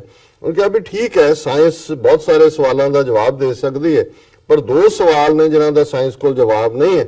ਪਹਿਲਾ ਕਿ ਸਾਡੀ ਜ਼ਿੰਦਗੀ ਦਾ ਮਕਸਦ ਕੀ ਹੈ, ਇਹ ਰੂਹਾਨੀਅਤ ਚੋਂ ਹੀ ਨਿਕਲੇਗਾ, ਇਹ ਸਾਇੰਸ ਦੇ ਕੋਲ ਜਵਾਬ ਨਹੀਂ ਹੈ। ਔਰ ਉਹਨਾਂ ਨੇ ਕਿਹਾ ਵੀ ਪਹਿਲਾ ਤਾਂ ਇਹ ਹੈ ਕਿ ਵੀ ਪਰਪਸ ਆਫ ਐਗਜ਼ਿਸਟੈਂਸ ਕੀ, ਔਰ ਦੂਸਰਾ what happen to us when we die, ਜਦੋਂ ਅਸੀਂ ਮਰਦੇ ਹਾਂ ਕੀ ਹੁੰਦਾ ਹੈ। ਹਾਲਾਂਕਿ ਹਰ ਇੱਕ ਮਜ਼ਹਬ ਦੇ ਆਪੋ ਆਪਣੇ ਫੇਥ ਨੇ, ਪਰ ਜ਼ਾਹਰ ਹੈ ਕਿ ਵੀ ਇਹਦਾ ਵੀ ਸਾਇੰਸ ਕੋਲ ਜਵਾਬ ਨਹੀਂ ਹੈ ਜਦੋਂ ਤੱਕ ਤੁਸੀਂ ਮੌਤ ਤੋਂ ਪਰਾਂ ਜਾ ਕੇ ਦੇਖਦੇ ਨਹੀਂ। ਫਿਰ ਉਹਨੇ ਕਿਹਾ ਵੀ ਇਸ ਸਾਰੇ ਚੋਂ ਉਹ ਜਿਹੜਾ ਵੈਕਿਊਮ ਪੈਦਾ ਹੋਇਆ ਉਹਨੇ ਮੈਟੀਰੀਅਲਿਜ਼ਮ ਕ੍ਰੀਏਟ ਕੀਤਾ। ਮੈਟੀਰੀਅਲਿਜ਼ਮ ਦੇ ਵਿੱਚ ਫਿਰ ਜਿਹੜਾ ਤੁਹਾਨੂੰ ਉਸ ਕਿਸਮ ਦਾ ਕਲਚਰ, ਜਿਹਨੂੰ ਮੈਂ ਪੰਜਾਬੀ ਚ ਕਹਿੰਦਾ ਹੁੰਦਾ ਕਿ ਇਹ ਜੱਗ ਮਿੱਠਾ ਅਗਲਾ ਕਿਹਨੂੰ ਡਿੱਠਾ, ਕਿ ਜੋ ਹੈ ਕਰ ਲੋ ਮੌਜਾਂ ਭਾਈ ਕੌਣ ਦੱਸਣ ਆਇਆ ਕੀ ਹੈ। ਸੋ ਇਹਦੇ ਚੋਂ ਹੀ ਸੈਲਫਿਸ਼ਨੈਸ ਨਿਕਲਦੀ ਹੈ, ਇਹਦੇ ਚੋਂ ਹੀ ਵਿਅਕਤੀਵਾਦ ਨਿਕਲਦਾ ਹੈ। ਔਰ ਉਹਦੇ ਚ ਉਹਨਾਂ ਨੇ ਕਿਹਾ ਕਿ ਵੀ ਇਸ ਕਿਸਮ ਦਾ ਜਿਹੜਾ ਕਲਚਰ ਹੈ ਜਿਨ੍ਹਾਂ ਦੇ ਵਿੱਚ ਉਹਨਾਂ ਨੇ ਜਿਹੜਾ ਫਿਰ ਕੀ ਇਹਦੇ ਚੋਂ ਪੈਦਾ ਹੋਇਆ ਸਾਈਕੋਲੋਜੀਕਲ ਪ੍ਰੋਬਲਮਸ। ਔਰ ਇਹ ਜਿਹੜੀ ਹੈ ਅੱਜ ਅਸੀਂ ਉਹਨਾਂ ਨੇ ਕਿਹਾ ਵੀ ਦੇਖ ਸਕਦੇ ਹਾਂ ਕਿ 60% ਜਿਹੜੀ ਪੋਪੂਲੇਸ਼ਨ ਹੈ ਵੈਸਟ ਦੀ ਉਹ ਸਾਈਕਾਇਟ੍ਰਿਸਟ ਨੂੰ ਕੰਸਲਟ ਕਰਦੀ ਹੈ। ਔਰ ਯet amazingly in modern psychology there is no study of the human soul। ਫਿਰ ਉਹਨਾਂ ਨੇ ਸਵੀਡਨ ਔਰ ਸਵਿਟਜ਼ਰਲੈਂਡ ਦੀ ਗੱਲ ਕੀਤੀ ਕਿ ਜੇ ਸਿਰਫ ਮਟੀਰੀਅਲ ਨੀਡਸ ਹੀ ਬੰਦੇ ਦਾ ਸੈਂਟਰ ਹੋਏ ਤੇ ਇਹ ਦੋਵੇਂ ਮੁਲਕ ਨੇ ਜਿਨ੍ਹਾਂ 'ਚ ਵੈਲਫੇਅਰ ਪ੍ਰੋਗਰਾਮ ਨੇ, ਲੋਕਾਂ ਨੂੰ ਫ੍ਰੀ, ਕਿਸੇ ਨੂੰ ਭੁੱਖਾ ਨਹੀਂ ਰਹਿਣ ਦਿੰਦਾ, ਕੋਈ ਛੱਤ ਤੋਂ ਬਿਨਾਂ ਨਹੀਂ, ਪਰ ਸਭ ਤੋਂ ਜ਼ਿਆਦਾ ਸੁਸਾਈਡ ਜਿਹੜੀ ਹੈ ਰੇਟ ਇਹਨਾਂ ਮੁਲਕਾਂ ਦੇ ਵਿੱਚ ਹੈ। ਫਿਰ ਇਹਦਾ ਮਤਲਬ ਇਹ ਹੈ ਵੀ ਸਿਰਫ ਮਟੀਰੀਅਲ ਨੀਡਸ ਤੁਹਾਡੀ ਲੋੜ ਨੂੰ ਪੂਰੀਆਂ ਨਹੀਂ ਕਰਦੀਆਂ। ਫਿਰ ਉਹਨਾਂ ਨੇ ਕਿਹਾ ਕਿ ਵੀ ਜਦੋਂ ਤੁਹਾਡੀ ਜ਼ਿੰਦਗੀ ਚੋਂ ਮਜ਼ਹਬ ਨਿਕਲਿਆ ਫਿਰ ਇਖਲਾਕ ਵੀ ਨਿਕਲਿਆ, ਬਦ ਇਖਲਾਕੀ ਆਈ। ਔਰ ਅਸੀਂ ਇਹ ਦੇਖਦੇ ਹਾਂ ਕਿ ਵੀ ਇਹ ਜਿਹੜਾ 70s ਤੋਂ ਲੈ ਕੇ ਕਿਵੇਂ ਜਿਹੜੀ ਹੈ ਇਹ ਬਦ ਇਖਲਾਕੀ ਅੱਗੇ ਤੁਰੀ ਹੈ ਔਰ ਫੈਮਿਲੀ ਲਾਈਫ ਤੇ ਇਹਦਾ ਕੀ ਅਸਰ ਹੈ। ਇੰਗਲੈਂਡ ਦੇ ਵਿੱਚ ਜਿਹੜਾ ਡਾਈਵੋਰਸ ਰੇਟ ਹੈ ਉਹ 60% ਹੈ, ਕਿ 100 ਚੋਂ 60 ਵਿਆਹ ਜਿਹੜੇ ਨੇ ਉਹ ਟੁੱਟਦੇ ਨੇ। ਔਰ 35% ਤੋਂ ਜ਼ਿਆਦਾ ਸਿੰਗਲ ਮਦਰਸ ਨੇ ਜਿਹੜੀਆਂ ਬਿਨਾਂ ਵਿਆਹ ਅਨਵੈਡਿਡ ਮਦਰਸ ਬੱਚਿਆਂ ਨੂੰ ਜਨਮ ਦਿੰਦੀਆਂ। ਕ੍ਰਾਈਮ ਰੇਟ ਜਿਹੜਾ ਸਾਰੇ ਵੈਸਟਰਨ ਸੁਸਾਇਟੀ 'ਚ ਵੱਧ ਰਿਹਾ। ਔਰ ਸਭ ਤੋਂ ਅਲਾਰਮਿੰਗ ਜਿਹੜਾ ਰੇਸਿਜ਼ਮ ਦਾ ਵਾਧਾ ਹੋਣਾ। ਸੋ ਜਦੋਂ ਕਿ ਸਾਇੰਸ ਇਨਇਕੁਆਲਿਟੀ ਆਫ ਮੈਨ ਨੂੰ ਪ੍ਰੂਵ ਕਰਦੀ ਹੈ, ਜਿਵੇਂ ਹੈ ਜੀ ਕਿ ਜਿਹੜੇ ਗੋਰੇ ਨੇ ਉਹ ਸੁਪੀਰੀਅਰ ਨੇ, ਇਹ ਅਮਰੀਕਨ ਵੀ ਇੱਕ ਸਟੱਡੀ ਪਿੱਛੇ ਜੇ ਇਸ ਦੇ ਉੱਤੇ ਆਈ ਹੈ। ਜਿਹੜਾ ਧਰਮ ਹੈ ਉਹ ਬਰਾਬਰੀ ਸਿਖਾਉਂਦਾ ਹੈ। ਔਰ ਇਹ ਜਿਹੜਾ ਇਸ ਉਹਨਾਂ ਨੇ ਕਿਹਾ ਵੀ ਇਹਦੇ ਚ ਉਹਨਾਂ ਨੇ ਪਾਕਿਸਤਾਨ ਦਾ ਪ੍ਰਾਈਡ ਵੀ ਲਿਆ। ਉਹਨਾਂ ਨੇ ਕਿਹਾ 91 ਤੋਂ 97 ਤੱਕ 5,20,000 ਯੂਰਪ ਦੇ ਵਿੱਚ ਰਿਫਿਊਜੀ ਆਏ ਔਰ ਉੱਥੇ ਰੇਸ਼ੀਅਲ ਹੇਟਰਡ ਹੋਈ, ਪਰ ਪਾਕਿਸਤਾਨ ਨੇ ਜਿਹੜਾ ਅਫਗਾਨ ਕ੍ਰਾਈਸਿਸ ਦੇ ਦੌਰਾਨ 5 ਮਿਲੀਅਨ ਤੋਂ ਜ਼ਿਆਦਾ 40 ਲੱਖ ਤੋਂ ਜ਼ਿਆਦਾ ਰਿਫਿਊਜੀ ਉਹਨਾਂ ਨੂੰ ਪਨਾਹ ਦਿੱਤੀ, ਪਰ ਉੱਥੇ ਕੋਈ ਜਿਹੜਾ ਇਸ ਕਿਸਮ ਦਾ ਨਹੀਂ ਹੋਇਆ। ਸੋ ਇਹ ਉਹਨਾਂ ਦਾ ਕਹਿਣਾ ਹੈ ਕਿ ਮਜ਼ਹਬ ਜਿਹੜਾ ਹੈ ਇਹ ਤੁਹਾਨੂੰ ਇੱਕ ਟੋਲਰੈਂਸ ਵੀ ਸਿਖਾਉਂਦਾ ਹੈ। ਔਰ ਇਹੀ ਉਹਨਾਂ ਨੇ ਕਿਹਾ ਕਿ ਵੀ ਜਿਹੜੀ ਇਹ ਸਾਰੇ ਨੂੰ ਉਹਨਾਂ ਨੇ ਕਿਹਾ ਕਿ yet there were no racial tension, no wonder last in Britain religious education was reintroduced into schools। ਕਿ ਬ੍ਰਿਟਾਨੀਆ ਦੇ ਕੁਝ ਥਾਵਾਂ ਦੇ ਉੱਤੇ ਜਿਹੜੀ ਹੈ ਤਾਂ ਮਜ਼ਹਬੀ ਤਾਲੀਮ ਉਹਨਾਂ ਨੇ ਲਾਗੂ ਕੀਤੀ ਹੈ।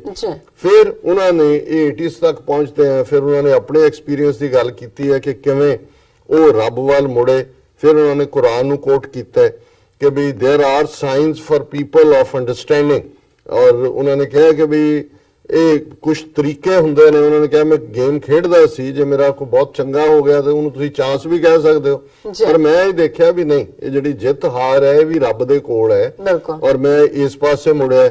ਫਿਰ ਉਹਨਾਂ ਨੇ ਕਿਹਾ ਵੀ ਜਦੋਂ ਇਹਨੇ ਸਲਮਾਨ ਰਸ਼ਦੀ ਨੇ ਸਥਾਨਕ ਵਰਸਸ ਇੱਕ ਬੜੀ ਡੈਨੀਗ੍ਰੇਟਿੰਗ ਕਿਤਾਬ ਸੀ ਈਰਾਨ ਦਾ, ਈਰਾਨ ਜਿਹੜਾ ਇਸ ਹੈ ਤਾਂ ਇਹ ਹਿੰਦੁਸਤਾਨੀ ਰਿਹਾ, ਇਹਨੂੰ ਬੜਾ ਉਹਨਾਂ ਨੇ ਐਨਕਰੇਜ ਵੀ ਕੀਤਾ ਔਰ ਇਸਲਾਮ ਨੂੰ ਇਹ ਕਰਨ ਵਾਲੇ ਸੀ। ਈਰਾਨ ਨੇ ਫਤਵਾ ਵੀ ਇਸ ਦੇ ਖਿਲਾਫ ਤੋਂ ਦਿੱਤਾ ਸੀ। ਫਿਰ ਉਹਨਾਂ ਨੇ ਕਿਹਾ ਵੀ ਮੈਂ ਜਦੋਂ ਇਹ ਸਾਰਾ ਕੁਝ ਚੱਲ ਰਿਹਾ ਸੀ ਉਸ ਦੌਰਾਨ ਜੇ ਇੱਕ ਪਾਸੇ ਐਂਟਾਈ ਇਸਲਾਮ ਪ੍ਰੈਜੁਡਿਸ ਸੀ ਯੂਰਪ ਤੇ ਮੈਂ ਜਿਹੜਾ ਇਸਲਾਮ ਨੂੰ ਫਿਰ ਸਮਝਣਾ ਹੋਰ ਨੇੜਿਓਂ ਸ਼ੁਰੂ ਕੀਤਾ ਵੀ ਦੋ ਹੀ ਤਰੀਕੇ ਸੀ, ਫਾਈਟ ਔਰ ਫਲਾਈਟ, ਕਿ ਜਾਂ ਤਾਂ ਮੈਂ ਵੀ ਉਹਦੇ ਥੱਲੇ ਦੌੜ ਜਾਂਦਾ ਤੇ ਦੂਜਾ ਸੀ ਕਿ ਮੈਂ ਖਲੋ ਕੇ ਲੜਦਾ। ਫਿਰ ਉਹਨਾਂ ਨੇ ਕਿਹਾ ਕਿ ਵੀ ਇਹ ਮੈਨੂੰ ਇਹ ਲੱਗਿਆ ਵੀ ਇਸਲਾਮ ਦੇ ਉੱਤੇ ਜਿਹੜੇ ਹਮਲੇ ਹੋ ਰਹੇ ਨੇ ਇਹ ਅਨਫੇਅਰ ਨੇ, ਇਹ ਨਾਵਾਜਬ ਨੇ, ਮੈਂ ਵਾਪਸ ਲੜਨ ਦਾ ਫੈਸਲਾ ਕੀਤਾ। ਫਿਰ ਉਹਨਾਂ ਨੇ ਆਪਣਾ ਕਿਹਾ ਵੀ ਕਿਵੇਂ ਮੈਂ ਜਿਹੜਾ ਮੁਹੰਮਦ ਆਜ਼ਾਦ, ਇਕਬਾਲ ਔਰ ਆਫ ਕੋਰਸ ਸਟੱਡੀ ਆਫ ਹੋਲੀ ਕੁਰਾਨ ਇਹ ਸ਼ੁਰੂ ਕੀਤੀ। ਔਰ ਇਹ ਉਹਨਾਂ ਨੇ ਕਿਹਾ ਵੀ ਇਹ ਜਿਹੜੀ ਡਿਸਕਵਰਿੰਗ ਦਾ ਟਰੂਥ ਸੀ, ਫਿਰ ਇਹ ਮੈਨੂੰ ਸਮਝ ਆਈ ਕਿ ਵੀ ਇਹ ਜਿਹੜਾ ਇਸਲਾਮ ਹੈ ਇਸ ਦਾ ਕੁਰਾਨ ਦਾ ਇਹ ਬੇਸ ਹੈ, those who believe and do good deeds. ਮੈਂ ਇਸ ਪਾਸੇ ਵੱਲ ਮੁੜਿਆ ਔਰ ਉਹਦੇ ਚ ਉਹਨਾਂ ਨੇ ਕਿਹਾ ਵੀ ਮੈਨੂੰ ਇਹ ਸਮਝ ਆਈ ਕਿ Muslim has dual function, one towards God and other towards fellow human being। एक रब ਲਈ ਹੈ ਇਬਾਦਤ, ਪਰ ਦੂਸਰਾ ਖਾਲਕ ਖਲਕ ਮੈਂ ਖਾਲਕ, ਖਲਕਤ ਦੇ ਲਈ ਜਿਹੜੀ ਰੱਬ ਦੀ ਬਣਾਈ ਹੋਈ ਹੈ। The greatest impact of believing in God for me meant that I lost all fear of human being। ਤੁਸੀਂ ਰੱਬ ਤੇ ਯਕੀਨ ਰੱਖਦੇ ਹੋ ਜਿਵੇਂ ਅਸੀਂ ਨਿਰਭਉ ਨਿਰਵੈਰ, ਕਿਉਂਕਿ ਰੱਬ ਕਿਸੇ ਤੋਂ ਡਰਦਾ ਨਹੀਂ ਤੇ ਰੱਬ 'ਚ ਯਕੀਨ ਰੱਖਣ ਵਾਲਾ ਕਿਸੇ ਤੋਂ ਡਰੇਗਾ ਨਹੀਂ। ਨਿਰਵੈਰ, ਰੱਬ ਦਾ ਕਿਸੇ ਨਾਲ ਵੈਰ ਨਹੀਂ, ਇਸ ਲਈ ਰੱਬ ਦਾ ਬੰਦਾ ਕਿਸੇ ਨਾਲ ਨਫ਼ਰਤ ਨਹੀਂ ਕਰੇਗਾ, ਕਿਸੇ ਨਾਲ ਵੈਰ ਨਹੀਂ ਕਰੇਗਾ। ਸੋ ਉਹਨਾਂ ਨੇ ਕਿਹਾ ਕਿ ਵੀ ਮੈਂ ਸਾਰੇ ਇਨਸਾਨਾਂ ਦਾ ਡਰ ਚੁੱਕਿਆ ਗਿਆ। ਫਿਰ ਉਹਨਾਂ ਨੇ ਇਹ ਸਾਰੇ ਨੂੰ ਅੱਗੇ ਤੋਰਦਿਆਂ ਜਿਹੜਾ ਇਸ ਓਰੀਜਨਲ ਲਿਖਤ ਦੇ ਵਿੱਚ ਜਿਹੜਾ ਬਾਅਦ ਛਪਿਆ ਉਹਦੇ 'ਚ ਇਕਬਾਲ ਦਾ ਸ਼ੇਅਰ ਨਹੀਂ ਹੈ, ਪਰ ਉਹਦੇ 'ਚ ਹੈ ਕਿ ਉਹ ਇੱਕ ਸਜਦਾ जिसे तू गिरा समझता है, हजार सजदों से देता है आदमी को निजात। ਕਿ ਜਦੋਂ ਤੁਸੀਂ ਰੱਬ ਦੇ ਲਈ ਸਜਦਾ ਕਰਦੇ ਹੋ ਉਹਦੇ ਅੱਗੇ ਆਪਣਾ ਸਿਰ ਝੁਕਾਉਂਦੇ ਹੋ, ਫਿਰ ਜਿਹੜਾ ਹਜ਼ਾਰਾਂ ਦੇ ਅੱਗੇ ਝੁਕਣਾ ਖੁਸ਼ਾਮਦ ਹੈ, ਆਪਣੇ ਆਪ ਨੂੰ ਜਿਹੜਾ ਉਹ ਘਟੀਆ ਸਮਝਣਾ ਅਹਿਸਾਸੇ ਕਮਤਰੀ, ਉਸ ਚੋਂ ਤੁਹਾਨੂੰ ਨਿਜਾਤ ਮਿਲ ਜਾਂਦੀ ਹੈ, ਛੁਟਕਾਰਾ ਮਿਲ ਜਾਂਦਾ ਹੈ। ਫਿਰ ਉਹਨਾਂ ਨੇ ਜਿਹੜਾ ਇਟਰਨਲ, ਉਹਨਾਂ ਨੇ ਕਿਹਾ ਇਹ ਸਾਡਾ ਟ੍ਰਾਂਜ਼ਿਟਰੀ ਵਰਲਡ ਹੈ, let we prepare for eternal one. ਫਿਰ ਉਹਨਾਂ ਨੇ ਕਿਹਾ ਮੈਂ ਆਪਣੇ ਉਸ ਸੈਲਫ ਇੰਪੋਜ਼ਡ ਪ੍ਰਿਜ਼ਨ ਚੋਂ ਨਿਕਲਿਆ, ਮੈਂ ਜਿਉਂ-ਜਿਉਂ ਗਰੋ ਹੋ ਰਿਹਾ ਸੀ ਉਸ ਸਾਰੇ ਚੋਂ। ਫਿਰ ਮੈਂ ਦੇਖਿਆ ਵੀ ਅਸਲੀਅਤ ਦੇ ਨੇੜੇ ਹੋ, ਵੀ ਇਹ ਵੈਸਟ ਜਿਹੜਾ ਹੈ ਪਲਾਸਟਿਕ ਸਰਜਰੀ ਕਰਵਾਉਂਦੇ ਨੇ, ਬੁੱਢਾ ਲੱਗਣਾ ਨਹੀਂ ਚਾਹੁੰਦੇ ਔਰ ਕਿਵੇਂ ਹੁੰਦੇ ਨੇ, ਕਈ ਕਰਾਉਂਦਿਆਂ ਦਾ ਕੀ ਹਾਲ ਹੋ ਜਾਂਦਾ। ਮਾਈਕਲ ਕੀ ਸੀ ਉਹ ਜੈਕਸਨ, ਉਹ ਮਰੀ ਗਿਆ, ਉਸ ਕਿਸਮ ਦਾ ਕਾਲਿਓਂ ਗੋਰਾ ਬਣਦਾ। ਔਰ ਇਹੀ ਪਾਰਟ ਸਾਡੇ ਵੀ ਹੁੰਦਾ ਕਈ ਵਾਰੀ, ਮੂੰਹ ਸਿਰ ਕਾਲਾ ਕਰਦੇ ਜਿਹੜਾ ਉਹ ਰੰਗ ਵਿਚਲਾ ਐਸਿਡ ਜਿਹੜਾ ਉਹੀ ਚਮੜੀ ਦਾ ਬੁਰਾ ਹਾਲ ਕਰ ਦਿੰਦਾ। ਸੋ ਜੋ ਹੈ ਬੰਦਾ ਹੋ ਰਿਹਾ, ਉਹ ਉਹਨਾਂ ਨੇ ਜ਼ਿਕਰ ਕੀਤਾ ਕਿ ਵੀ ਇਹ ਜਿਹੜੀ plastic surgeon are having field day, और इस सारे जो materialism, ego, what people say and so on, it is important to note that one doesn't eliminate the earthly desires, simply that instead of being controlled by them, one controls them। ਇਹ ਨਹੀਂ ਹੈ ਵੀ ਤੁਹਾਡੀਆਂ ਇੱਛਾਵਾਂ ਨਹੀਂ ਹੋਣੀਆਂ ਚਾਹੀਦੀਆਂ, ਪਰ ਇਸ ਤੋਂ ਪਹਿਲਾਂ ਕਿ ਜਿਹੜੀਆਂ ਇੱਛਾਵਾਂ ਨੇ, ਡਿਜ਼ਾਇਰਸ ਤੁਹਾਨੂੰ ਕੰਟਰੋਲ ਕਰਨ, ਤੁਸੀਂ ਉਹਨਾਂ ਦੇ ਮਾਸਟਰ ਹੋ। ਇਹੀ ਰੂਹਾਨੀਅਤ ਹੈ। ਬਾਕੀ ਤਾਂ ਸਾਰੀਆਂ ਲੋੜਾਂ ਵੀ ਨੇ, ਚਾਹਨਾ ਵੀ ਨੇ, ਚੰਗਾ ਰਹਿਣਾ, ਚੰਗਾ ਜਿਉਣਾ ਕੋਈ ਰੱਬ ਦੇ ਕਾਨੂੰਨਾਂ ਦੇ ਖਿਲਾਫ ਨਹੀਂ ਹੈ, ਪਰ ਜਦੋਂ ਉਹ ਸਾਨੂੰ ਗਾਈਡ ਕਰਦੇ ਨੇ, ਉਹ ਸਾਡੇ ਮਾਸਟਰ ਬਣ ਜਾਂਦੇ ਨੇ, ਉਦੋਂ ਔਖਾ ਹੁੰਦਾ। ਫਿਰ ਉਹਨਾਂ ਨੇ ਕਿਹਾ ਜੀ ਮੈਂ ਸੈਕੰਡ ਪਾਰਟ ਇਸਲਾਮ ਦਾ ਬਿਲੀਵ ਕਰਨਾ ਸ਼ੁਰੂ ਕੀਤਾ, better human being, self centred ਦੀ ਥਾਂ ਤੇ। ਫਿਰ ਉਹਨਾਂ ਨੇ ਕਿਹਾ ਕਿ ਵੀ ਮੇਰੇ ਸਾਹਮਣੇ ਚੈਲੰਜ ਸੀ ਕਿ ਮੈਂ ਫੰਡਾਮੈਂਟਲਸ ਆਫ ਇਸਲਾਮ ਨੂੰ ਜਿਹੜਾ ਇੱਕ ਇੰਟਰਪ੍ਰੀਟੇਸ਼ਨ ਹੈ ਕਿ ਕਲਾਸ਼ਨੀਕੋਵ ਚੁੱਕ ਕੇ ਜਿਹੜਾ ਫੈਨੈਟਿਕ ਬਣ ਜਾ, ਤੇ ਦੂਸਰਾ ਇਹ ਸੀ ਕਿ ਮੈਂ ਟੋਲਰੈਂਟ ਬਣ ਕੇ ਇੱਕ ਚੰਗਾ ਹਿਊਮਨ ਬੀਇੰਗ, ਇਨਸਾਨੀ ਦਰਦ ਰੱਖ ਕੇ ਲੋਕਾਂ ਦੇ ਕੰਮ ਆਵਾਂ। ਉਹਨਾਂ ਨੇ ਕਿਹਾ ਮੈਂ ਦੂਸਰਾ ਪਾਸਾ ਚੁਣਿਆ ਔਰ ਉਹਦੇ ਚੋਂ ਇੱਕ ਹਿਊਮਿਲਿਟੀ ਵੀ ਨਿਕਲਦੀ ਹੈ, ਐਰੋਗੈਂਸ ਦੀ ਥਾਂ ਤੇ। ਮੈਂ ਸਨੋਬਿਸ਼ ਬਰਾਊਨ ਸਾਹਿਬ ਬਣਨ ਦੀ ਥਾਂ ਤੇ ਲੋਕਾਂ ਵੱਲ ਝੁਕਿਆ, ਕਿਉਂਕਿ ਮੈਂ ਬਰਾਬਰੀ ਦੇ ਵਿੱਚ ਯਕੀਨ ਰੱਖਦਾ, ਨਾ ਇਨਸਾਫੀ ਦੇ ਖਿਲਾਫ ਖਲੋਣ 'ਚ ਯਕੀਨ ਰੱਖਦਾ।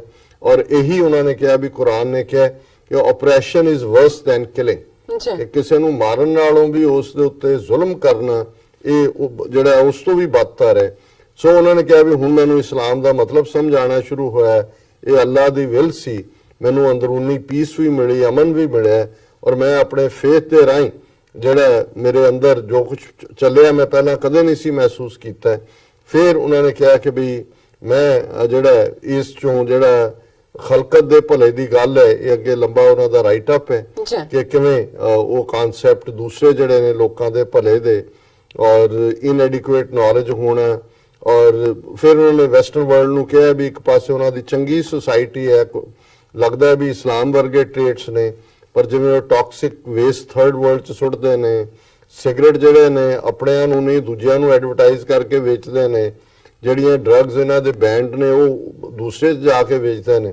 ਫਿਰ ਉਹਨਾਂ ਨੇ ਕਿਹਾ ਵੀ ਪਾਕਿਸਤਾਨ ਦੀ ਪ੍ਰੋਬਲਮ ਇਹ ਹੈ ਕਿ ਇੱਥੇ ਇੱਕ ਪੋਲਰਾਈਜੇਸ਼ਨ ਹੈ, ਇੱਕ ਪਾਸੇ ਉਸ ਕਿਸਮ ਦੇ ਬਰਾਊਨ ਸਾਹਿਬ ਵਾਲੀ ਮੈਂਟੈਲਿਟੀ ਹੈ ਜਿਹੜੀ ਕਿ ਵੈਸਟਰਨਾਈਜ਼ਡ ਐਲੀਟ ਬਣੀ ਹੋਈ ਹੈ, ਔਰ ਉਹਨਾਂ ਨੇ ਆਪਣੇ ਲੋਕਾਂ ਨੂੰ ਇਹ ਕਿਹਾ ਕਿ ਵੀ ਸਾਨੂੰ what need to be done is to somehow start a dialogue between the two extremes.